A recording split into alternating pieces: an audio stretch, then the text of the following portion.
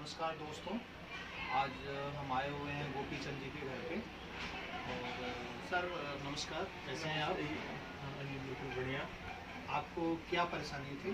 जी, हमारे वाइफ को खांसी बहुत थी और हमने काफ़ी दिखाया, इलाज भी करवाया, लेकिन वो फर्क नहीं पड़ रहा था। और खांसी के साथ साथ थोड़ा सा उसमें ब्लड भी आ जाता था। ओके। और हम जो है इतने डिस्टर्ब थे कि रात रात भर हम सो नहीं पाते थे।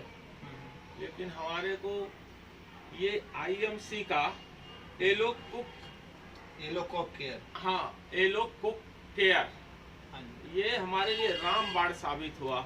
ये दवाई, इसको एक दो दिन लेते ही खांसी तुरंत कंट्रोल हो गया। और हमने गांव का टिकट भी करा रखा था। हमें तो ऐसे लग रहा था कि हमें गांव का जाने का टिकट भी कैंसिल कराना पड़ेगा, लेकिन इस दवाई की वजह से खांसी आराम मिल गया।